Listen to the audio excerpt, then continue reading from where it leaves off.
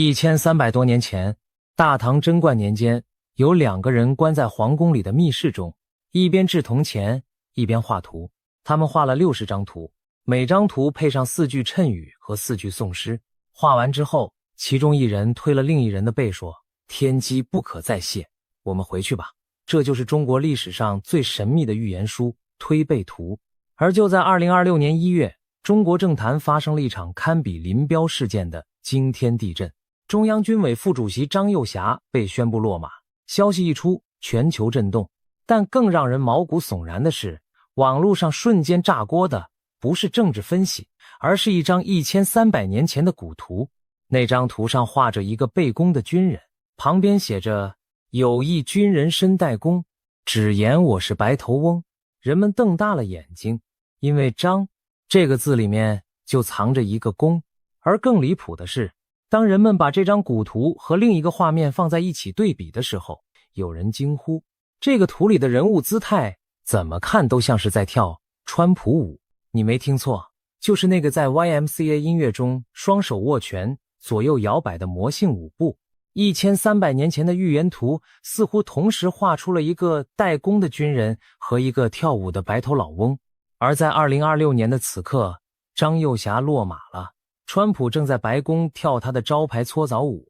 东方古籍中的预言竟然和圣经最后一卷启示录所描绘的末世场景产生了令人窒息的呼应。这到底是巧合还是天意？今天我们就来彻底拆解这一切。故事要从唐太宗李世民说起。贞观年间，天下初定，但李世民心中有一个巨大的焦虑，大唐的气运究竟还能延续多久？历朝历代的帝王都想知道这个答案。秦始皇派徐福东渡求仙药，汉武帝宠信方士炼丹修道，而李世民选择了一个更科学的方法。他召来了2个人，命令他们用术数推算国运。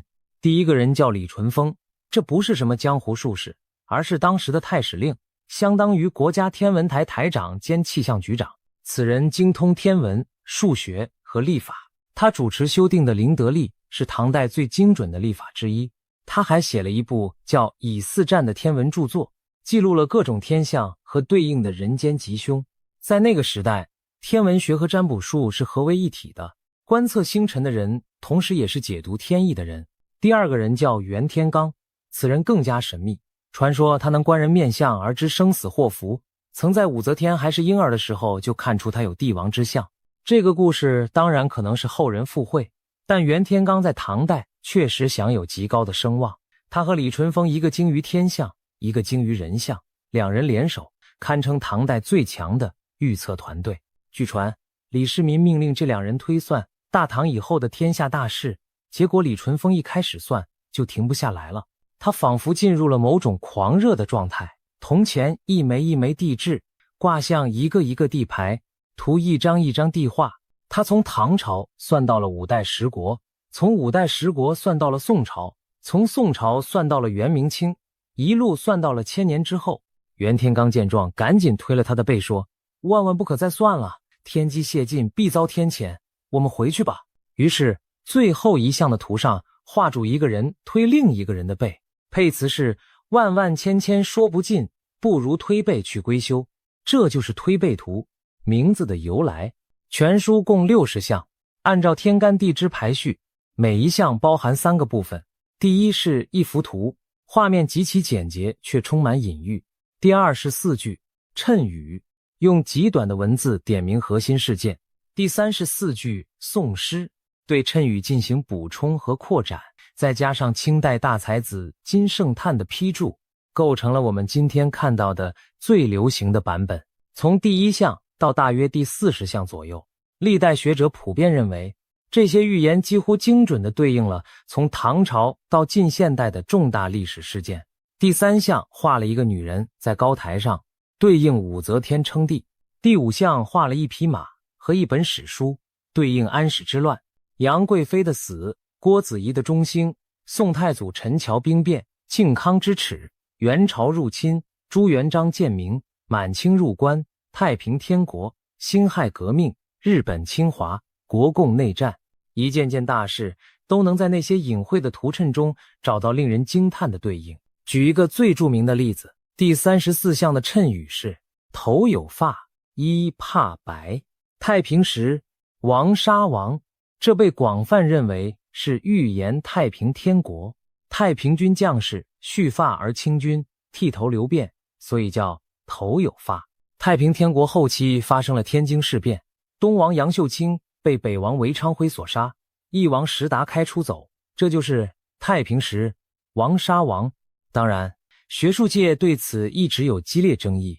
主流学者认为，推背图在流传过程中被反复篡改，人们把已经发生的历史事件改编成图谶，然后宣称是事先预言。香港中文大学哲学系的劳思光教授曾经引用南宋岳珂的《听史》和陆游的《南唐书》来证明，推背图早在宋代就已经被篡改的面目全非了。台湾学者翁长峰更是在专著中系统性地质疑了金圣叹批注本的真实性。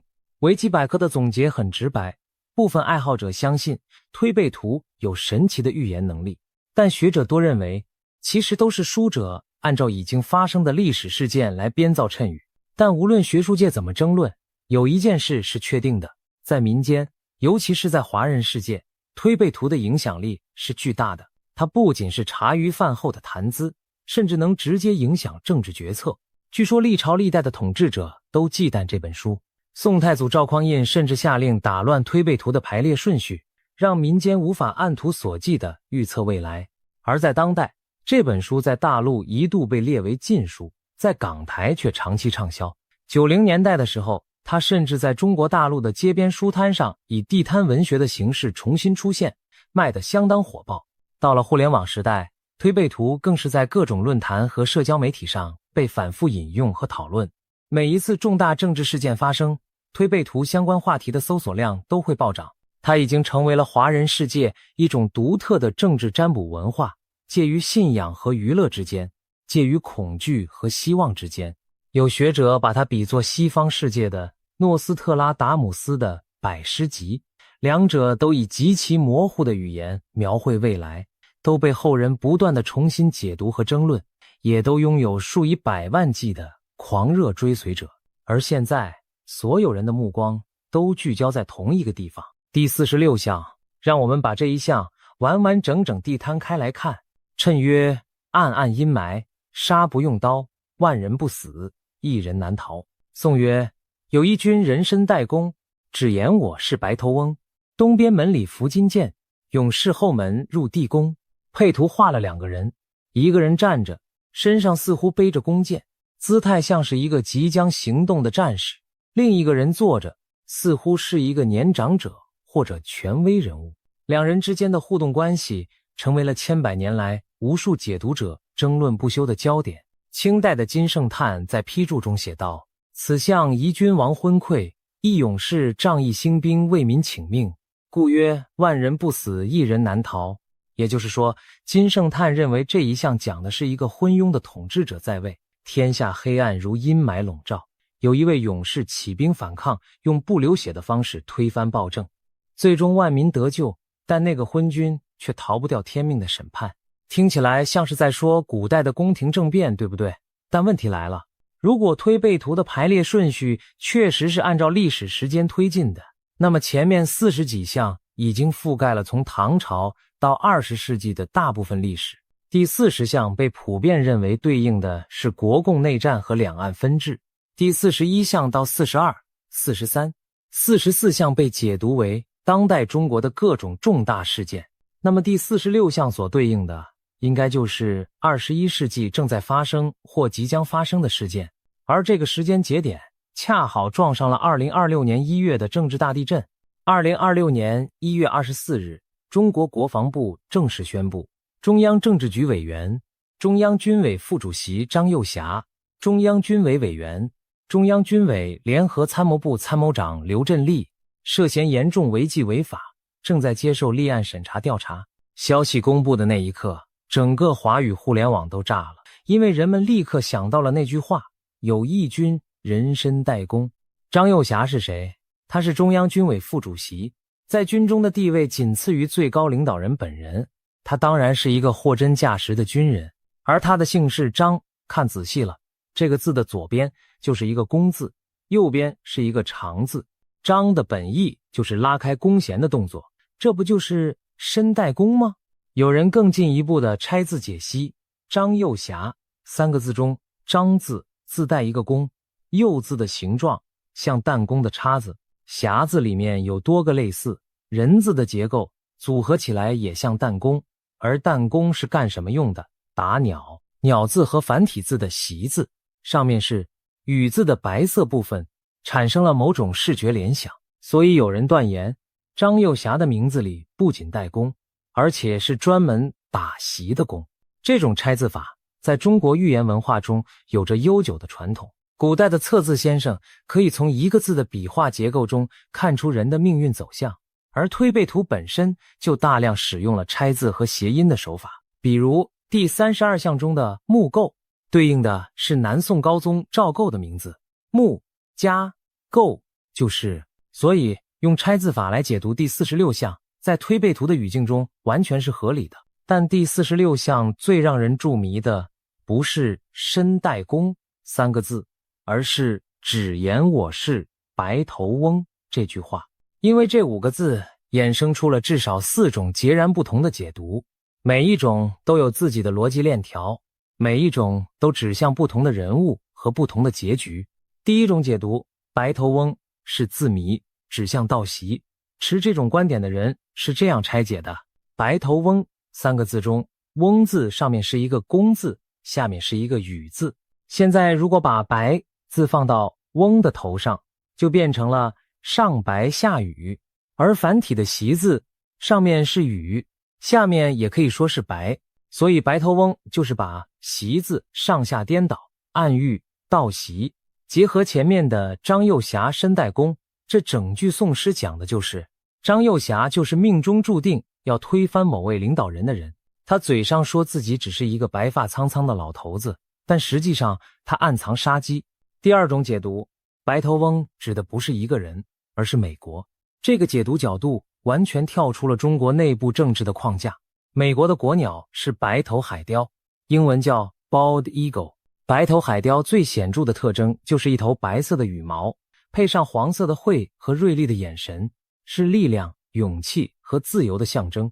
美国国徽的正面就是一只展翅的白头海雕，而翁在中文里有年老德高的意思。美国建国200多年，民主制度从未中断，在世界各国中堪称最资深的共和国之一，所以白头翁就是对美国这个国家的隐喻。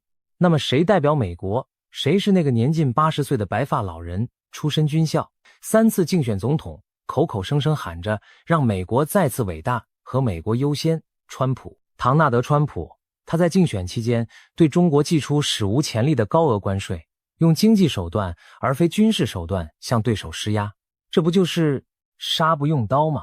第3种解读走得更远，有人认为白头翁既指向张右侠，也指向川普，是一个双重预言。张右侠在中国内部以代工军人的身份发难，川普在国际上以白头翁的姿态施压，两条线索交织在一起，构成了东边门礼服金剑，勇士后门入地宫的夹击格局。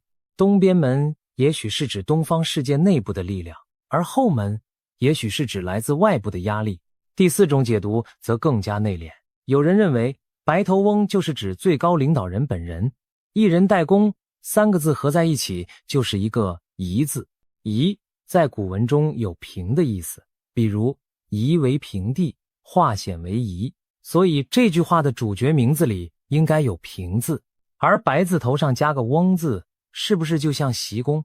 名字里既有平又有习的人，放眼天下只有一个。按照这个解读，第46象讲的不是推翻暴政的英雄故事，而是描述了一个统治者如何在暗暗阴霾中走向他一人难逃的命运。现在让我们来聊一个更加离奇的细节，也是这个标题中最吸引眼球的部分。2024年11月，川普在美国总统大选中击败对手贺锦丽，成功回归白宫。胜选当晚，他做了一个全世界都看见了的动作。在村民乐队的经典歌曲 YMCA 响起的时候，川普站在台上，双手握拳放在腰间附近的高度，左右交替轻柔地挥动，同时臀部微微摇摆。这个看起来有点笨拙但又莫名魔性的舞步瞬间席卷了整个互联网。中国网友给他取了一个更生动的名字，叫搓澡舞，因为那个动作看起来就像东北大澡堂子里搓背师傅给客人搓背时的手势。而美国网友则说，这是打高尔夫球挥杆加上原地踏步的混合体。不管怎么描述，它就是那么简单，那么笨拙，却又那么魔性的令人忍不住想跟着做。很快，川普舞成为了一种全球文化现象。2024年11月16日，格斗冠军琼斯在纽约麦迪逊花园广场的 UFC 赛场上击败对手米欧西奇之后，直接转向观众席上的川普，在他面前跳起了川普舞，同时举起重量级冠军腰带。那个画面传遍了全世界。随后，英国的足球俱乐部巴恩斯利球员在进球后集体跳川普舞，高尔夫球手赫尔在锦标赛上表演川普舞，美国 NFL 的多位球星也把它融入了达阵庆祝动作。甚至在2025年1月20日的就职典礼舞会上，川普携夫人梅拉尼亚出席了3场盛大舞会，在每一场都跳了好几遍他的招牌舞步。那天晚上的华盛顿特区，从总司令舞会到自由就职舞会再到星光舞会，到处都是 YMCA 的旋律和摇摆的拳头。在中国的抖音和小红书上，川普舞的教学视频和模仿视频更是铺天盖地。有分析人士指出，川普舞在中国如此受欢迎，是因为川普身上那种张扬自信的个人主义精神，恰好是当下许多中国年轻人在躺平文化中所渴望却得不到的东西。那么问题来了，这和推背图第46项有什么关系？有人把第46项的配图放大了，仔细端详，图中那个站住的人物，一手似乎举在身侧，身体呈现一种微妙的动态姿势。当你把这个姿态和川普跳搓澡舞时的经典动作放在一起对比，确实存在某种视觉上的相似性。双手在身前或身侧的位置，身体略微前倾或侧倾，一种正在做某个动作而非静止站立的感觉。当然，我必须说，这种对比在很大程度上是主观的。古画的线条极其简洁抽象，人物造型高度符号化，你想让它像什么，它就可以像什么。但正是这种似是而非的模糊性，构成了推背图千百年来不衰的魅力。它就像一面镜子，每个时代的人都能从中看到自己想看到的东西。不过，撇开图像的主观对比不谈，川普和第46项之间的文字对应倒是值得更深入的探讨。川普出身于纽约军事学院，虽然他后来并未正式从军，但他在军校接受了5年的军事化教育，而且他一生都展现出军人般的好胜心态和纪律性格。他在执政期间大幅增加军费，强化军事力量，自诩为以实力求和平的领导人，用军人来描述他的气质和理念，并不算太离谱。他现在78岁了，一头标志性的金白色头发，白头翁这3个字用在他身上，视觉上完全匹配。而他说的最多的2句话就是让美国再次伟大和美国优先，所有的政策都打着为了美国的旗号，用只言我是白头翁来概括他的姿态，说我只不过是代表美国白头海雕之国的一个老头子罢了，真是传神的令人不寒而栗。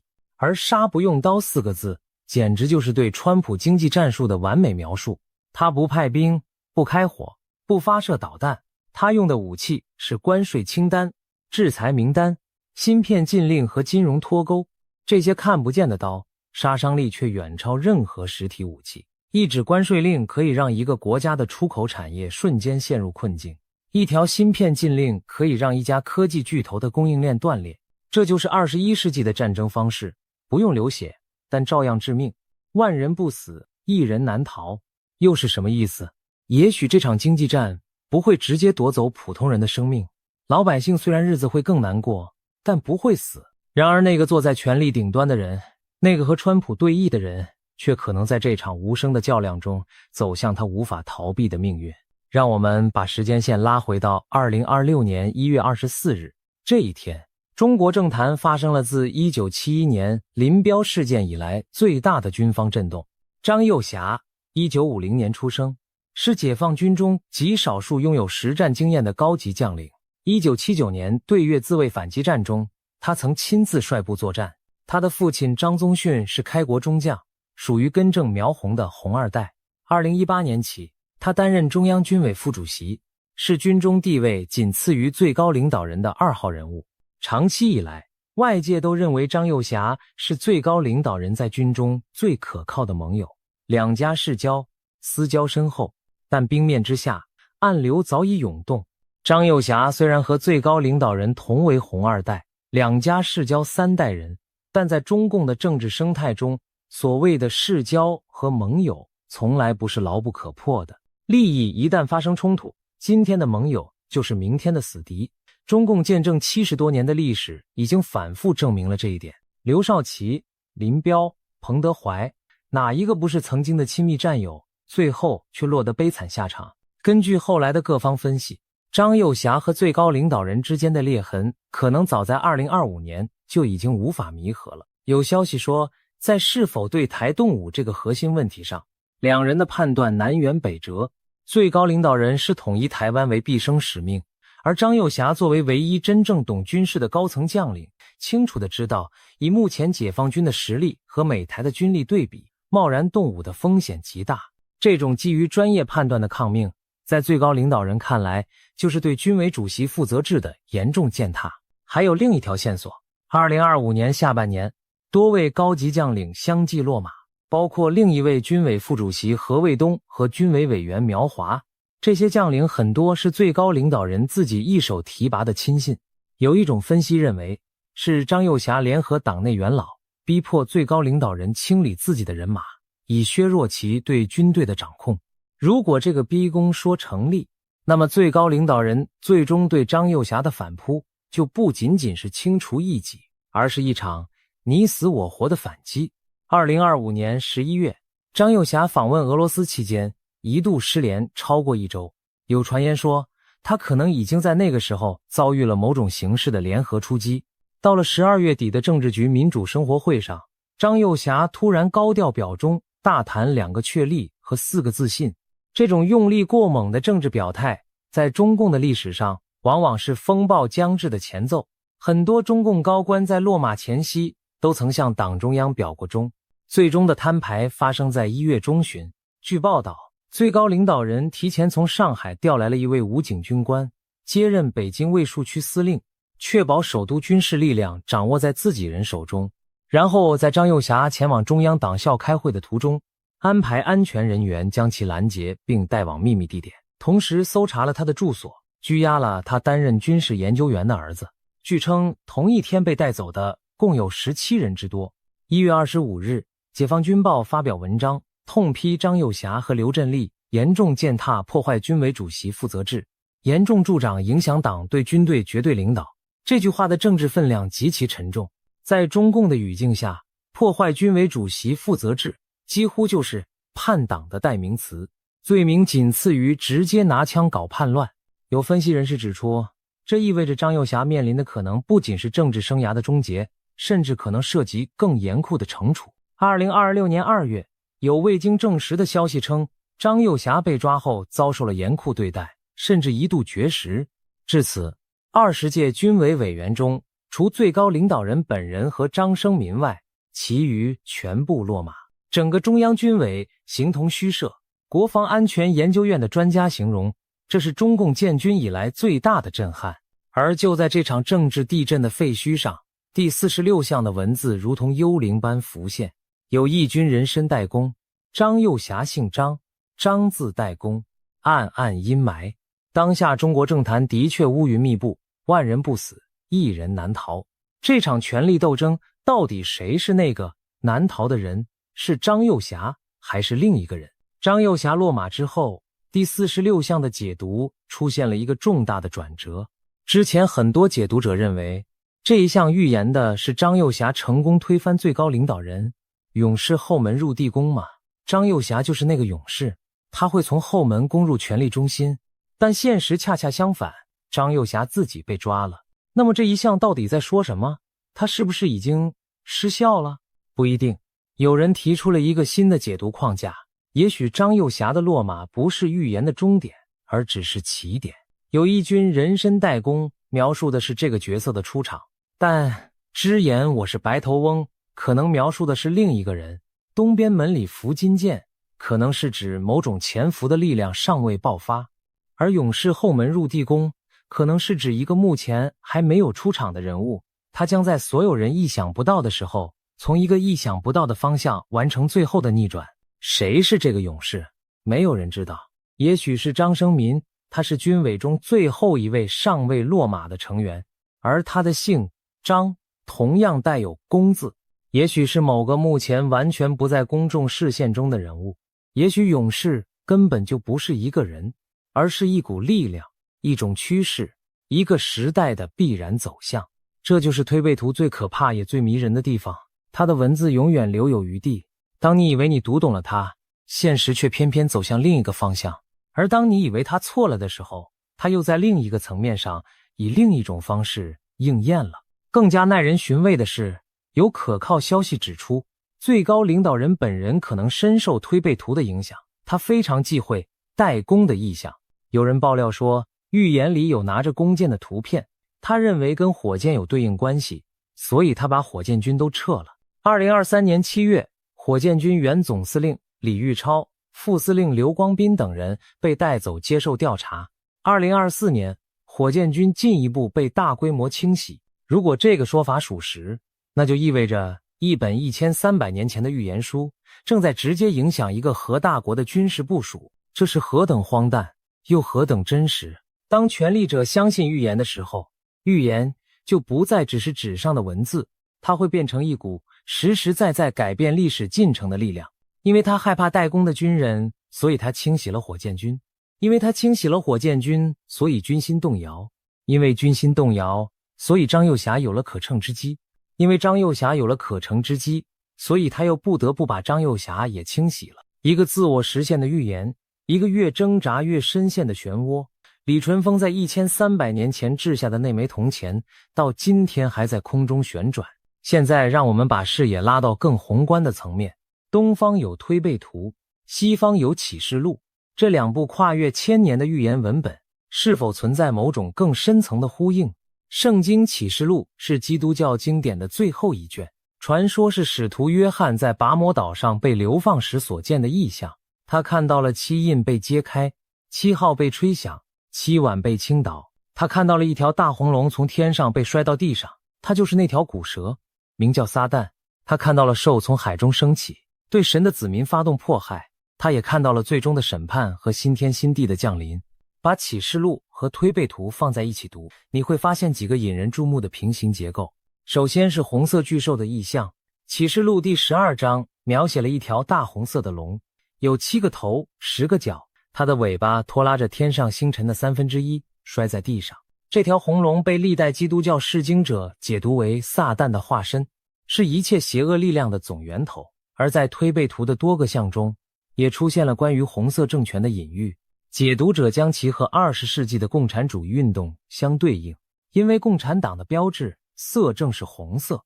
东西方完全独立的两个预言传统，不约而同地预见到了一股红色力量的崛起，以及它最终走向衰亡的命运。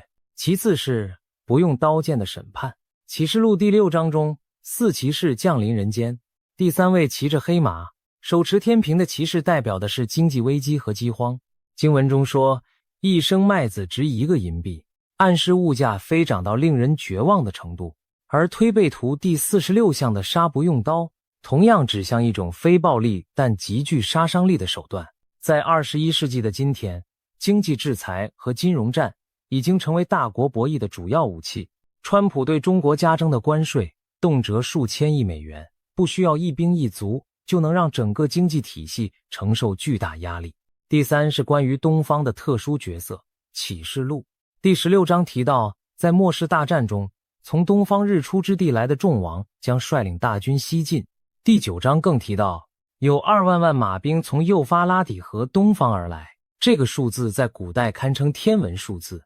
历代神学家对这个东方有各种解释，但有意思的是，推背图和启示录这两部文本，一部诞生在东方，一部诞生在西方，却都在各自的末世叙事中为东方保留了一个关键的角色。仿佛在说，人类命运的最终转折点一定和东方有关。最后是关于终极愿景的惊人一致。推背图最后几项描绘了一个天下大同、四夷来朝的盛世。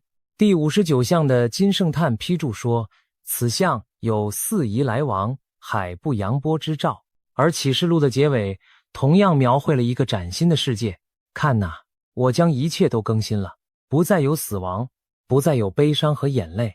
东西方最伟大的预言传统，在各自的终点竟然指向了同一个方向，一个超越了现有一切纷争和苦难的崭新文明。这是巧合吗？还是人类灵魂深处存在某种共同的预感？也许李淳风的铜钱和约翰的意象触碰到的是同一条时间之河的不同河段，他们从不同的岸边出发，却在遥远的下游汇合了。但在被这些惊人的巧合震撼之余，我们必须保持清醒。推背图最大的魅力，同时也是它最大的陷阱，在于它的模糊性。正因为文字和图像都极其含糊朦胧，所以几乎任何重大事件都可以被对号入座地解读进去。有一君人身代工，这句话在过去几十年里被套用在至少5、6个不同的人物身上。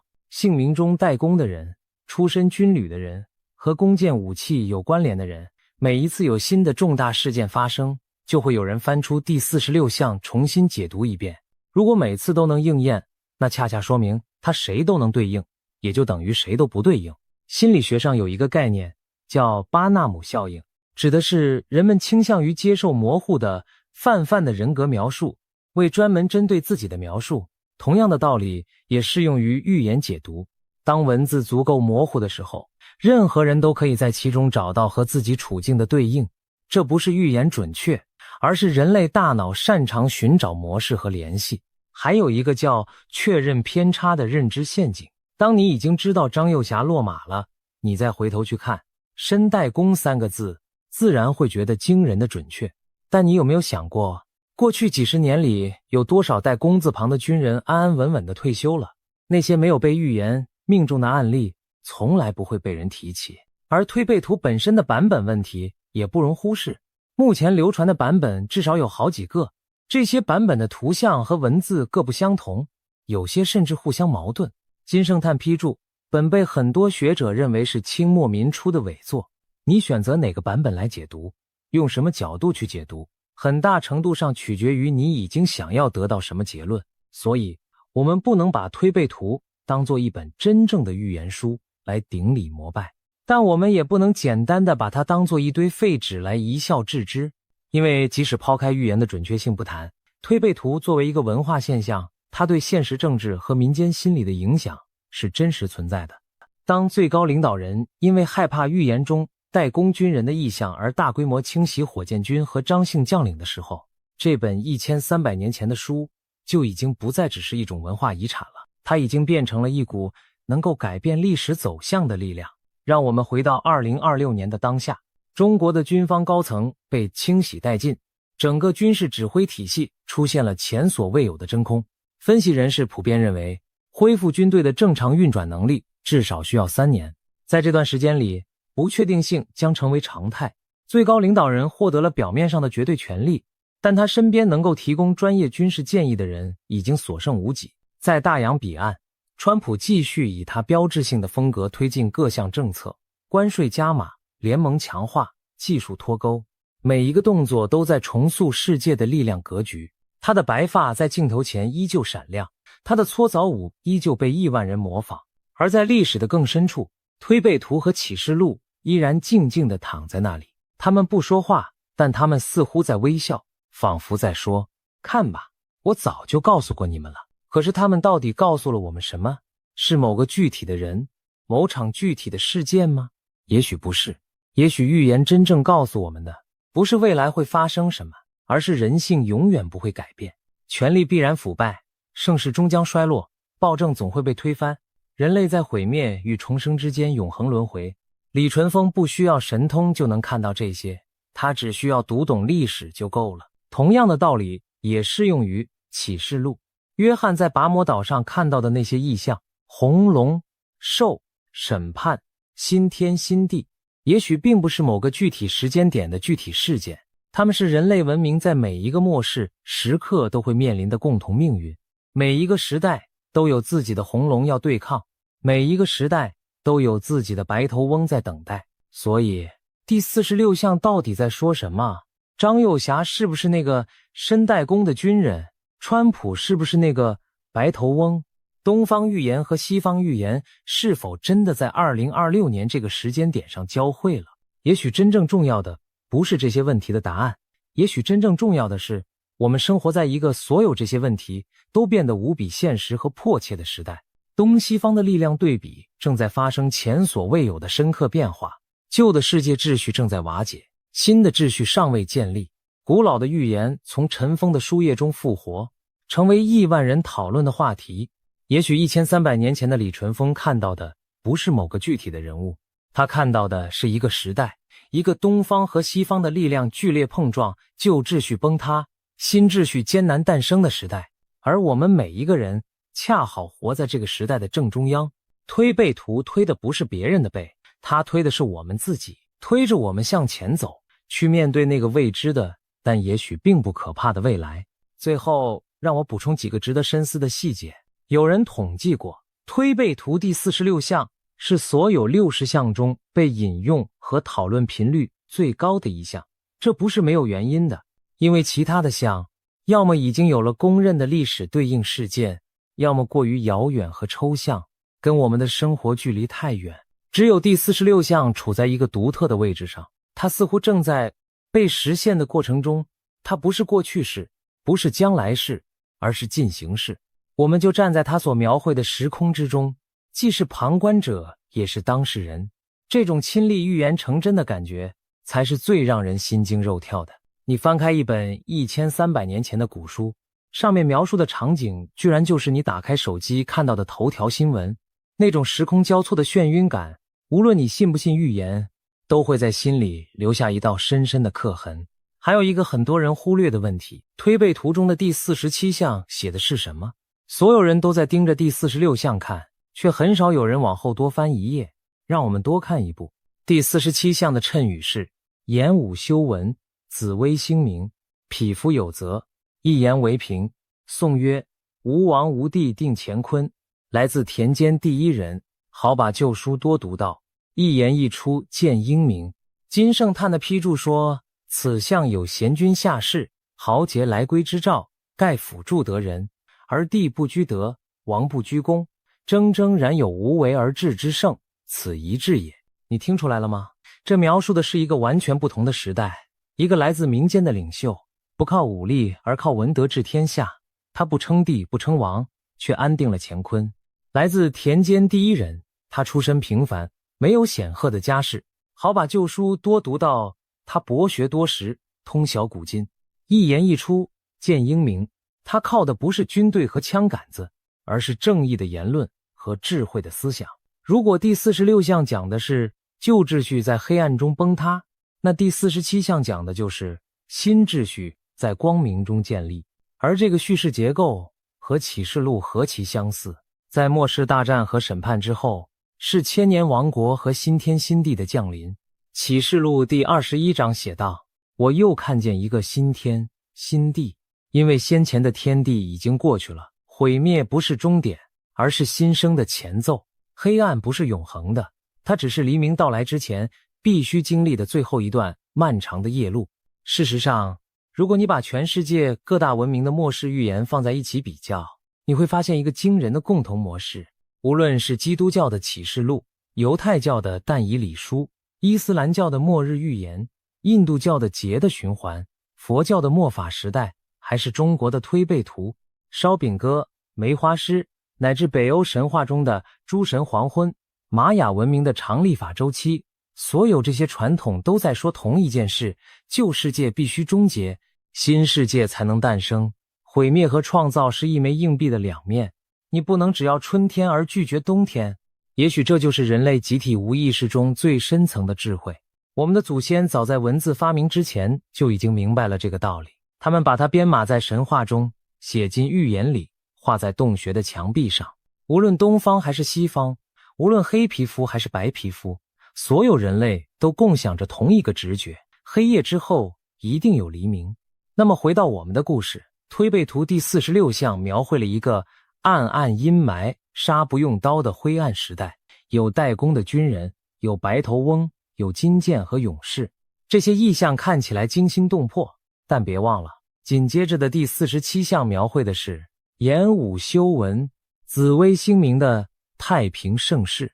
也就是说，即使在李淳风的视野中，这段黑暗也是有尽头的。同样，启示录中的大红龙和兽看起来无比可怕，但最终他们都会被扔进火湖，审判之后是永恒的和平。正如经文所说的那样，神要擦去他们一切的眼泪，不再有死亡，也不再有悲哀、哭号、疼痛，因为以前的事都过去了。你有没有想过，为什么李淳风和袁天罡要把最后一项第60象画成两个人推着彼此的背？配词是万万千千说不尽，不如推背去归休。也许那不仅仅是不要再算了的意思，也许他们是在说，预言到此为止了，剩下的路你们要自己走，不要指望天上的星辰或者古书里的谶语替你做决定。命运从来不是写在纸上的，它写在你每一天的选择之中，写在你面对困难时是选择恐惧还是勇气，写在你面对谎言时是选择沉默还是发声。回到最开头的问题，推背图竟然画出了川普武吗？白头翁到底是谁？第46象会在我们的有生之年完全应验吗？东方预言和启示录真的在互相呼应吗？说实话，我也不知道确切的答案，但我想了很久之后，我觉得也许这些问题本身就不需要确切的答案，它们的价值不在于对或错，而在于他们逼迫我们去思考那些平时被日常生活淹没了的根本问题。我们从哪里来？我们要到哪里去？我们所生活的这个时代，在人类文明的宏大图景中究竟处于什么位置？我们每一个个体的选择，在历史的洪流中又有多大的分量？1300年前的那个密室里，李淳风和袁天罡推住彼此的背，决定收手，不再推算。但他们留下的60张图，像60面镜子一样，至今仍在映照着我们的恐惧、我们的希望，以及我们永远无法完全理解的命运。也许这就是预言存在的真正意义，不是为了让我们知道未来，而是为了让我们记住，我们并不孤独。在这条时间之河上，有无数的先行者已经走过相似的道路，他们经历过同样的黑暗，同样的恐惧，同样的迷茫和彷徨，但他们最终都走到了彼岸。我相信我们也会的。